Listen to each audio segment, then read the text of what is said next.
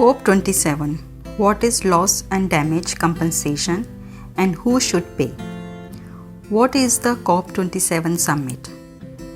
The UN's annual climate change summit has opened with host Egypt calling on countries to move from pledges to an era of implementation. More than 120 world leaders are due to make speeches at the conference known as COP27 in Sharm el-Sheikh. COP27 means 27th Conference of the Parties of the UNFCCC.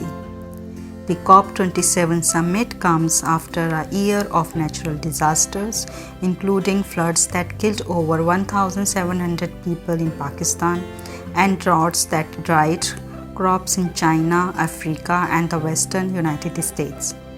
This has intensified calls from developing nations for a special loss and damage fund. However, because rich countries have been resisting such calls, the issue has been stalled for years.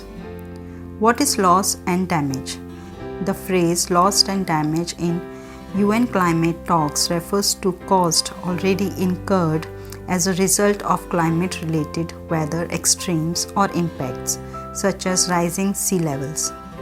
So far, climate funding has been focused on reducing carbon dioxide emissions in an effort to combat climate change, with roughly one-third of it going towards projects to assist communities in adapting to future impacts. Loss and damage funding would be distinct, with the goal of compensating countries for cost that they cannot avoid or adapt to.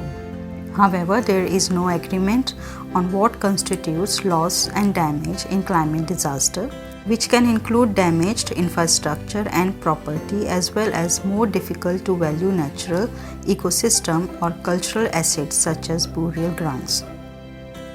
According to June report by 55 vulnerable countries, their combined climate-related losses over the last 2 decades totaled about $525 million, or about 20% of their total GDP. According to some estimates, such losses could reach $580 million per year by 2030. Who pays? Who gets paid? These questions are extremely contentious. Vulnerable countries and activists have claimed that wealthy countries should pay for the majority of climate damage caused by their historical emissions. Fearing spiraling obligations, the United States and the European Union have disputed the argument. If countries agree to establish a fund, they must work out details such as where the money will come from, how much wealthy countries would pay, and which countries or disaster will be compensated. At last year's United Nations climate negotiation, the EU and the US opposed a plan to establish a fund, instead opting for a conversation with no defined end objective. They have shown increased willingness to consider compensation at COP27 in the last month, but they are still wary of establishing a fund. Only Denmark and Scotland, as well as the Belgian area of Wallonia, have made major symbolic monetary promises for loss and damage. Some existing United Nations and Development Bank money does assist states experiencing loss and damage, while it is not formally designated for that purpose. What will happen at COP27? Developing countries have recommended including loss and damage on the summit agenda. Frustrated by the problems and delays in obtaining climate money, developing and emerging economies have teamed up to urge the establishment of loss and damage fund at COP27. Among them are island nations such as the Maldives and Jamaica, as well as China, the world's largest carbon dioxide emitter, which has irritated some European officials who believe China should be giving climate funding rather than demanding it. Challenges in establishing a fund.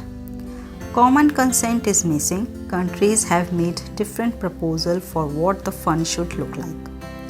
Some diplomats have proposed creating a mosaic of financing sources rather than a single central fund. Another suggestion from the Alliance of Small Islands states is for COP27 to agree to establish a UN-hosted response fund to collect funds from diverse sources for disaster-affected countries. The EU has proposed using existing international funds to address loss and damage rather than creating a new one. However, other experts argue that factors such as significant delays render current funds inappropriate for dealing with loss and damage. At COP26 last year in Glasgow, high-income nations blocked a proposal for a loss and damage financing body, instead supporting a new 3-year dialogue for funding discussions.